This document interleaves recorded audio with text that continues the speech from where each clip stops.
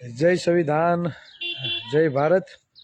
બધા મિત્રોને સોસાયટીમાં છોકરા રમે છે એટલે એનો પણ કકડાટ થોડોક થશે, પણ કંઈ વાંધો નહીં.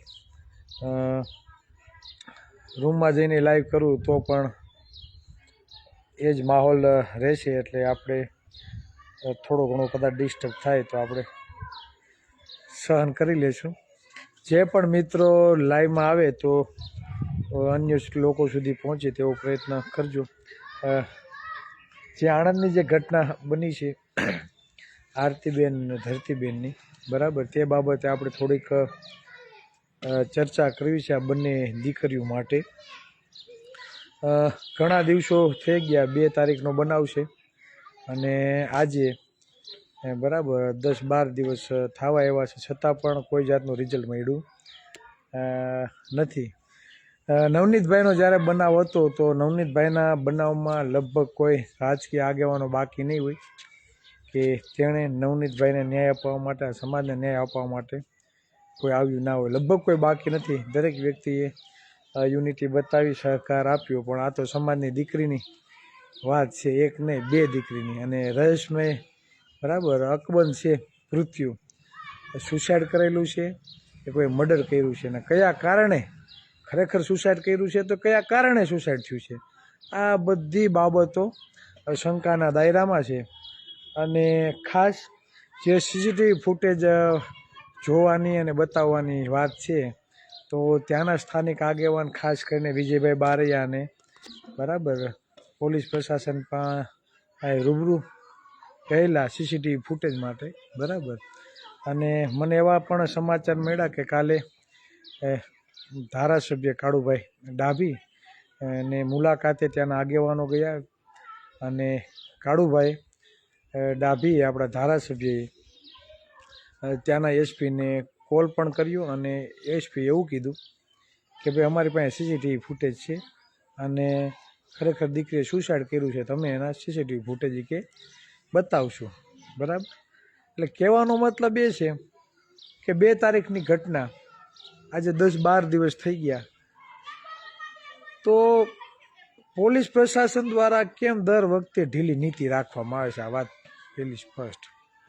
સમાજમાં એટલો બધો આક્રોશ થાય, સમાજના લોકો, બરાબર, પોતાનો કિંમતી સમય કાઢીને સભાઓ કરે, મિટિંગો કરે, પેટ્રોલ ડીઝલના ધુમાડા બારી, બરાબર, દીકરીને ન્યાય આપવા માટે જાય, બરાબર, મુલાકાતે જાય. તો 10-12 દિવસ થઈ ગયા, પોલીસ પ્રશાસન દ્વારા કેમ ઢીલી નીતિ રાખવામાં આવે છે? આ એક સ્પષ્ટ વાત. બીજું કે દીકરીના બંને તમે ફૂટેજ જોવો, બરાબર, 2024ના 12મા મહિનાની 4 તારીખે જે દીકરીને સુસાઇડ હાલતમાં જે દીકરી મળી એના ફૂટેજ તમે જોવો, ત્યાર પછી આ 2 તારીખે જે દીકરીની ડેડ બોડી જે હાલતમાં મળી, બંને તમે ફૂટેજ જોવો તો બંને ફૂટેજ સેમ છે. અને ઊંચાઈ તમે જોવો તો એની જેટલી હાઇટ છે એટલી જ એની ઊંચાઈ સુસાઇડની ગળે ફાંસો ખાધો એવું તમને જોવા મળે છે. બીજું કે જે ગૃહ માતા, ત્યાંની જે ગૃહ માતા ધૂણીને એવું કહે છે કે હું વર્ષનો એક જીવ લઈ, એ જ ગૃહ માતાને તમે ફરિયાદી બનાવો છો, એના મા બાપને કંઈ પૂછવામાં આવતું નથી. તો એટલી બધી બાબતો બને છે, તો પોલીસ પ્રશાસન કેમ ખુલીને હજી સુધીમાં એક સ્ટેટમેન્ટ આપ્યું નથી? ખુલીને કોઈ આપ્યું હોય તો મને કહો, એક પણ નિવેદન, બરાબર. ત્યાંના પોલીસ અધિકારી, બરાબર, જેના હાથમાં નેતૃત્વ હોય, આઈજી હોય કે એસપી હોય કે જે પણ હોય કે પીઆઈ હોય, એને હજી ખુલીને એક પણ જાતનું સ્ટેટમેન્ટ આ દીકરી બાબતે આપ્યું નથી. તમે એમ કહો છો ધારાસભ્યને કે ભાઈ ને આમ નહીં નામ છે ને અમારા ભાઈ ફૂટેજ છે ને બતાવીએ, તો રાહ કેની જોવો છો? ઉપરથી રાહ જોવો છો તમારા ગૃહમંત્રીની કે મુખ્યમંત્રી આમ ફોન કરે પછી અમે કંઈક જવાબ આપીએ? લાઈવ થવાનું મેન કારણ એ કે હું સમાજને કહેવા માગું છું કે જ્યારે આવી ઘટના થાય ને ત્યારે જાણી જોઈને આ સમાજનો સમય, શક્તિ અને આર્થિક રીતે પાયમાલ થાય તેના માટેનું ષડયંત્ર આ સરકાર દ્વારા થતું એવું હું સ્પષ્ટપણે કહું છું. પોલીસ પ્રશાસન પાસે બધું હોય તો સ્ટેટમેન્ટ આપો ને સમાજને સામે મૂકો. અમને કાંઈ શોખ નથી ભાઈ. સરકારને એમ હોય કે આ લોકોને શોખ છે, કાંઈ શોખ નથી ભાઈ. ઘટના બને છે સમાજ ઉપર એટલે ન છૂટકે અમારે આવવું પડે છે લડત માટે. તમે કાંઈ ધ્યાન નથી દેતા ને એટલે, બાકી એવો કાંઈ સમય નથી.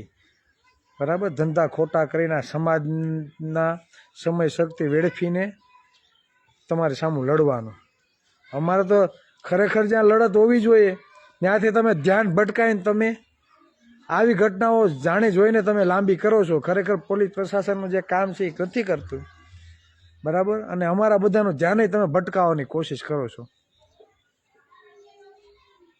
નકર કામગીરી ખરેખર પોલીસ પ્રશાસનને કરવી જોઈએ. તમે એટલા જ બધા દૂધે ધોયેલા હોય ને તમે એમ કહો કે નહીં ખરેખર સુસાઇડ કર્યું છે, તો ભાઈ સીસીટીવી ફૂટેજ તમે જાહેર કરો, સ્ટેટમેન્ટ આપો જે ખરેખર હકીકત છે. ને સુસાઇડ કર્યું છે, ચાલો માની લઈએ સુસાઇડ કર્યું છે, તો સુસાઇડ કયા કારણે કર્યું છે તે પણ તમે તપાસ કરો ને. એ હોસ્ટેલમાં એ જ્યાં દીકરીઓ લે છે કન્યા છાત્રાલયમાં મોબાઈલ રાખવાની છૂટ નથી. મોબાઈલ રાખવાની છૂટ નથી તો કંઈક તો એવું બન્યું હશે, કંઈક તો એવું ત્યાં બને છે કે જેને કારણે દીકરીને સુસાઇડ કરવાનું પગલું ભરવું પડ્યું. તો આ બધી જે બાબતો છે, આ બધા જે તર્ક છે, આ જે તપાસના વિષય છે, તો ખરેખર પોલીસ પ્રશાસને એ બાજુ ધ્યાન આપવું જોઈએ. પણ મને એવું લાગે કે પોલીસ પ્રશાસન બીજાના ઓર્ડરથી કામ કરતું હોય હાલની તારીખમાં. કેમ કે હજી થોડોક ટાઈમ હાલે એટલે આ કોળી સમાજ પાછો ન્યાય આંદોલન કરવા અને ન્યાય માટે ભીખ માગવા માંડે એટલે સમય શક્તિનો બધો વેડફાટ થાય. મને તો એવું લાગે જાણી જોઈને લાંબુ કરવામાં આવે છે અને જાણી જોઈને આપણે બધાને ત્યાં ધકેલવામાં આવે છે. અને જાણી જોઈને સમાજના આગેવાનો નહીં આવે એટલે સમાજના યુવાનોમાં આક્રોશ હશે એટલે એ પાછા સમાજના આગેવાનોને દોષ આપવાનો ચાલુ કરશે એટલે અંદરો અંદરના ડખા પાછા ચાલુ થાય. એટલે અંદરો અંદર લડાવી મારવાનું કામ આ સરકાર કરે છે. બરાબર, આપણા લોકોને આપણા દુશ્મન બનાવે છે. ખરેખર સિસ્ટમનો વાંક છે, નેતાઓનો વાંક નથી. આવી ઘટનાઓ બને છે, બરાબર, એમાં કાંઈ નેતાઓનો વાંક નથી. હા, સ્વાભાવિક છે, નેતાઓએ એ બાબતે ધ્યાન દેવું જોઈએ, નો ડાઉટ, એમાં આપણે માનીએ છીએ. પણ જે સિસ્ટમનો વાંક છે, સિસ્ટમ પોલીસ પ્રશાસન જે લાંબુ કરી રહી છે, લાંબુ ખેંચીને, બરાબર, તો ત્યાં કોઈ બોલતું નથી. એટલે મને એવા સમાચાર મળ્યા કે આ રીતની વાત થઈને એસપી એવું કીધું ખરેખર સુસાઇડ છે, અમારી પાસે સીસીટીવી ફૂટેજ છે. તો ભાઈ રાહ કોની જોઉં છો, જાહેર કરો ને, અને હકીકત છે એ સમાજ સામે મૂકો. બરાબર, કા હજી આકો એટલે આ બધા સમય શક્તિનો વેડફાડ કરે. હું જે હવે તમને જે કહેવા માગું,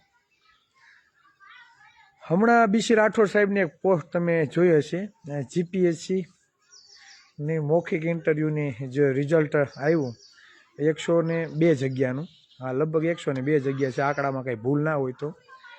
એમાં ઈડબ્લ્યુએસના 3 ગણા ઉમેદવારને મૌખિક ઇન્ટરવ્યૂમાં બોલાવવા આવ્યા. અને સરેરાશ તમે લેખિતમાં માર્ક આવેલા ઉમેદવારો તમે જોવો ને તો ઓબીસી સમાજના ઉમેદવારોને લેખિતમાં 400+ આવેલા છે, જ્યારે ઈડબ્લ્યુએસ જનરલવાળાને 380 385ની આજુબાજુ આવેલા છે. લેખિતમાં ઓબીસીના બધા ઉમેદવારોને લેખિતમાં 404 કે એમ પ્લસ આવેલા છે. બરાબર, જ્યારે મૌખિક ઇન્ટરવ્યૂની વાત આવે ને ત્યારે મૌખિક ઇન્ટરવ્યૂમાં ઓબીસી સમાજના ઉમેદવારોને સરેરાશ તમે ગણો તો 59 ને 90%, 59 ને 90 સરેરાશ, બરાબર, એટલા માર્ક આપેલા છે. અને ઈડબ્લ્યુએસ વાળાને 75, બરાબર, સરેરાશ એટલા માર્ક આવ્યા. સમજો 15 માર્કનો ડિફરન્સ છે, તમે એવરેજ કાઢો ને એ. પછી આપણે એમ કહે કે આમાં ક્લાસમાં અધિકારી કેમ નથી બનતા. બરાબર, અત્યારે દ્રોણાચાર્ય અંગૂઠા કાપવાનું કામ ચાલુ છે. એટલે ખરેખર આપણું ધ્યાન ભટકાવવાનું કામ છે ને થઈ રહ્યું છે. અસંખ્ય નોકરીઓ ખવાય છે, મારો આખો સમાજ હૂતો છે. શિક્ષણની મોટી વાતો કરીએ છીએ પણ એટલી બધી નોકરીઓ ખવાય છે, આપણે તો સૂતા છીએ. એટલી શિક્ષકોની નોકરીઓ ગઈ, 70%માંથી માત્ર 15%, 16%, 17% ભરતી કરી. અને આપણે શું કરીએ? આપણે આંદોલન કરવાના આવા ન્યાય માટે. ખરેખર આપણા ટેક્સના પૈસાથી આ પોલીસ કર્મચારીઓના પગાર થાય છે, પોલીસ પ્રશાસન આખું ચાલે છે, બરાબર. તો આપણે ન્યાય નથી મળતો આપણા પૈસાથી, અને આપણે એના માટે લડત લડવી પડે, એના માટે બેનર લઈને ઊભવું પડે, એના માટે ન્યાય માટેની ભીખ માગવી પડે.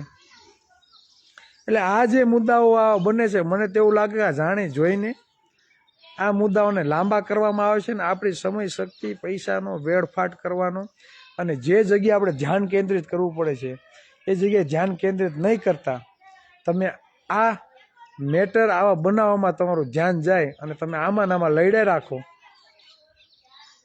આ જ આ લોકોની મહત્વાકાંક્ષા છે, આ સ્પષ્ટપણે જાહેર થાય છે. બોલો, હું તો કહું ધારાસભ્ય ફોન કરીને અધિકારીઓને ખખડાવવા જોઈએ. ગૃહમંત્રીને ફરિયાદી બનાવી દે છે, વિચાર કરો, જે ધૂણે છે એને. દેખીતું તમારી નજર સામે દેખીતું છે. અશિક્ષિત અબુધ હોય ને એને પણ ખબર પડે કે દીકરી મરી ગઈ છે, તેના મા બાપનું સ્ટેટમેન્ટ લેવામાં આવે, મા બાપને ફરિયાદી બનાવવામાં આવે, બરાબર. એડી દાખલ કરવામાં આવે તો ગૃહ માતાને ફરિયાદી બનાવી દે. વિચાર કરો તમે, આમાં ક્યાં તમે ન્યાયની આશા રાખો? બધું લોલમ લોલ હાલે, બધું લોલમ લોલ આવે. આ સંસ્થાનો તમે ઇતિહાસ જોવો તો લોહિયા રહ્યો છે. ટ્રસ્ટીઓમાં પણ હોતાને આમાં કંઈ મર્ડર ને એવું થયેલું છે એવા સમાચાર છે, બરાબર. 3500 કરોડનું તો લગભગ દર વર્ષનું ટર્નઓવર છે આ સંસ્થાનું, અને એના કાર્યક્રમમાં કોઈ એવા બાકી નહીં હોય, બરાબર. રાજનીતિક નેતાઓ, બરાબર, ક્યાંય ત્યાં નહીં આવતા હોય, બરાબર. એટલે ખાસ કહેવાનો મતલબ એ છે કે આપણું માત્ર ને માત્ર ધ્યાન ભટકાવવાનો કોશિશ કરવામાં આવી રહી છે, બરાબર. કોઈ જાતનું ક્યારે પણ આ સમાજને જે દિશામાં ધ્યાન કેન્દ્રિત કરવું જોઈએ ત્યાં કરવા દેતા નથી. લાંબુ કરી અને આપણે બધાનો સમય શક્તિ વેડફાટ થાય, આર્થિક રીતે પાયમાલ થાય, બરાબર. અને સમાજના યુવાનો, સમાજના આગેવાનો આ જ બાજુ, બરાબર, પોતાનો સમય વેડફે. તે બાબતે સરકાર જાણી જોઈને લાંબુ ખેંચે એવું મને લાગી રહ્યું છે. એટલે કહેવાનો મતલબ એ છે, મિત્રો સમજજો, જ્યારે સુધી તમે સત્તામાં નહીં પહોંચો ત્યાં લગી તમારે ન્યાયની હંમેશા ભીખ જ માગવી પડશે. સત્તામાં બેઠા હોય ને તો ખાલી ફોન જાય ગૃહમાંથી, આને ના કામ કરવાનું છે. સૌથી વધારે મત આપણા છે, પણ પાવર તમારા હાથમાં નથી. ભૂલી જાજો, પાવર તમારા હાથમાં નથી. સત્તામાં બેઠા હો ને, બરાબર, તો ઓર્ડર કરવાનો હોય કે ભાઈ ન્યાયિક તપાસ થાય જોઈએ, બરાબર. મારે 2 દિવસમાં રિઝલ્ટ જોઈએ, મારે 3 દિવસમાં રિઝલ્ટ જોઈએ, રિઝલ્ટ મળે. અને અત્યારે સત્તા મતથી તમારી નજર સામે મૌખિક ઇન્ટરવ્યૂમાં તમારા દીકરા દીકરીઓને ઓછા માર્ક આપવામાં આવે છે, લેખિતમાં વધારે માર્ક આવેલા હોવા છતાં, બરાબર. અને તમારા બાળકોનું ભવિષ્ય તહેશ નહેશ કરવામાં આવે છે. તો ગૌણ સેવા આયોગ પસંદગી ઉપર કબજો છે કોનો? આ વાસ્તવિકતા છે. અને ચિરાગભાઈની ટીમ ખુલ્લેઆમ બોલે, ખુલ્લેઆમ લડે, બરાબર. તો એમ કે ચિરાગભાઈ તો સમાજમાં ભાગલા પડે, ચિરાગભાઈથી તો સમાજને નુકસાન થાય. એટલે ભાઈ જ્યાં બોલવાનું છે ત્યાં બોલો ને, હે. અમારે સામે બરાડા પાડવાથી થોડુંક કાંઈ થવાનું છે. હમણાં તો આજ તો મને કંઈક ફોન આવ્યો કે ઓડિયો આવ્યો મારી પાસે, એમાં એમ કે ચિરાગભાઈ તો આપ પારો છે. એ મને ક્યાં ખેસ પહેરીને જોઈ ગયો છે આપનો, હે. આપ પૈકી કે ચિરાગભાઈની કે તો આપવાળા છે એમ, પણ તમે ક્યાં મને ખેસ પહેરીને જોઈ ગયા? અને મારા નિવેદન પહેલાંના વિડીયો જોઉં ને, મેં કોઈને બાકી નથી રાખ્યા. ભાઈ આપ હોય, કોંગ્રેસ હોય, ભાજપ હોય, બરાબર, બધાની આપણે ખુલ્લે આમ જ્યાં સમાજને અન્યાય થાય છે, જેણે અન્યાય કર્યા છે, પછી કોઈ બી પક્ષ હોય, ખુલ્લે આમ દરેક કોઈ બી પક્ષ હોય, મારે 1, 2, 3 ને 3.5 મારે કાંઈ લેવા દેવા નથી, બરાબર. આપણે ઓબીસીના દીકરા છીએ, કોડીનું લોહી છે. કદાચ 17 મિનિસ્ટર ગમે એ સમાજના બેઠા હોય કે ગમે એ પક્ષના બેઠા હોય, હક અને અધિકારોની વાત છે ને ખુલીને રજૂઆત કરીએ, પછી ગમે એનો માહોલ હોય, બરાબર. અમે જાય ને અને હક અધિકારનો જ માહોલ થાય, બરાબર. એ અમારામાં લોહી છે. એટલે આ બધા છે ને બધી વાતું બધી રહેવા દો ને. જ્યાં લડવાનું છે ત્યાં લડો, બરાબર. જ્યાં લડવાનું છે ત્યાં લડો. અને પક્ષો વધે છે ને એમાંથી નુકસાન કોળીને જ જાય છે. હું તમને 2 ઉદાહરણ આપું. પક્ષો ભાજપ, કોંગ્રેસ, ના પા 3 પક્ષો થયા અત્યારે ગુજરાતમાં. આ 3 પક્ષોને લીધે નુકસાન કોને જાય છે ખબર? નુકસાન કોળીને જાય છે. કઈ રીતે? કેમ કે જે વિસ્તારમાં સૌથી વધારે વસ્તી કોળીની છે ત્યાં 2 ઉમેદવાર કોળીના ઊભા રાખે, ત્રીજો ઇતર જ્ઞાતિનો, બરાબર? એટલે કોળીના 2 ભાગમાં ફાટા પડે એટલે એક વનવે જીતે. એમાં 2માંથી એક કોળી એવો હોય કે પૈસા લઈને સેટિંગ પાડ્યું હોય, એકને ટિકિટ મળી હોય, આમાંથી એક કદાચ સેટિંગ પાડી લીધું હોય. એટલે આ બીજો જે છે ભાજપવાળો, બરાબર, એને જીતાડવા માટે, ભાજપવાળાને જીતાડવા માટે, બરાબર, આ 2માંથી કાં 2માંથી એકને, બરાબર, ઊભો રાખવામાં આવે. એટલે આ 2માં તડા પડે, સમાજના મત આ 2માં વેચાય, એટલે આ ઢળી જાય અને આ જે ત્રીજો છે એ જીતી જાય. ઉદાહરણ આપું. ઝંખનાબેન પટેલ 84ની સીટ. ઝંખનાબેન જ્યારે ઊભા રહ્યા ને આ વિધાનસભાને ગઈ વિધાનસભામાં સૌથી વધારે લીડથી જીતનાર ઝંખનાબેન પટેલ, આપણા કોળી, બરાબર, સૌથી વધારે લીડથી જીતનાર ધારાસભ્ય હતા. અને ગઈ વિધાનસભામાં જ્યારે એને ટિકિટ આપવાની વાત આવી ને એને ટિકિટ કાપી નાખી બેનની, અને જેના 3000 મત છે એને ટિકિટ આપી. માત્ર એ વિધાનસભામાં 3000 જેના મત છે એને ટિકિટ આપી. શું કેવું? ભાજપમાંથી જેના 3000 એના સમાજના મત છે વિધાનસભામાં એને ટિકિટ આપી, એટલે એ ઉમેદવાર ઊભો રહ્યો. પછી 2 ઉમેદવાર બીજા ઊભા રહ્યા, આપમાંથી કોળી, કોંગ્રેસમાંથી કોળી, બરાબર, આ 2માંથી ઊભા રહ્યા, બરાબર. એટલે આ મતો કપાણા, એટલે એ 2 પડી ગયા અને ભાજપનો જે વ્યક્તિ હતો ને એ જીતી ગયો. નુકસાન કોને ગઈ? કોંગ્રેસને. હવે તો તમે જાઓ લીંબડીની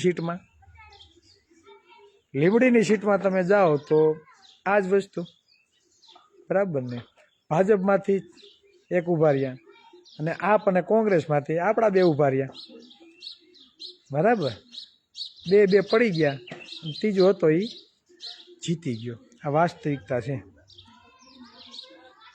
કહેવાનો મતલબ એ છે, હજી કહું સમાજને, 5 કે 10% સમાજ જે છે લોકો એને જ રાજકીય પક્ષ સાથે કંઈક લેવા દેવા છે, અને એના આપણે કાંઈ વિરોધ નથી, ભલે જ્યાં હોય ત્યાં. 90% સમાજને કોઈ પણ જાતના લેવા દેવા નથી, કોઈ પણ પક્ષ સાથે લેવા દેવા નથી. 90% સમાજ એક બાજુ આવતા રહ્યો, આ 10 છે ને એ ઉલડીને તમારે ભેગા આવી જાય. 10% લોકો એક બાજુ આવતા રહ્યો. જો ખરેખર સમાજમાં કંઈક પરિવર્તન કરવું હશે તો પક્ષોને મૂકો સાઈડમાં, 90% સમૂહ એક બાજુ આવતા રહ્યો. હું તમને દાવા સાથે કહું, 2027માં ગાંધીનગરના સિંહાસન ઉપર કોળીનો જ મુખ્યમંત્રી હોય, ઓબીસીની સરકાર હોય. SC STની સાથે રાખી જો આપણે સરકાર બનાવી શકીએ એમ છીએ, અને આપણા ટેકા વગર પણ કોઈની સરકાર બને નહીં. અને માહોલ, એ યુનિટી, એ સમાજમાં જાગૃતિ હોવી જોઈએ ને. બાકી ન્યાય માટે ભીખ માગવાની રહે. વલખા મારીએ છીએ આ સમાજની દીકરી માટે. સાંભળો તમે, નવનીતભાઈ તો હાલો એક યુવાન એક પુરુષ હતો, બરાબર, એના માટે લડ્યા તો સમાજની 2 દીકરીઓના ભોગ લેવાના છે. હજી ખબર નથી મર્ડર છે કે સુસાઇડ છે. તેના માટે કોણ લડશે? કોણ લડશે? હજી આમ લાંબુ આગશે ને એટલે આવશે, ઘણી બધી અટકણો આવશે. સમાજના યુવાનો બોલશે, સમાજની સામે જે કોઈક હોય દાવ લેવા માગતા હોય સમાજનો, એ હોતોને આવીને ખુદીનામાં રસ લેશે અને અંદરો અંદર સમાજમાં ભાગલા પડશે, ફાટા પડશે, આગેવાનોને કદાચ બદનામી કરશે.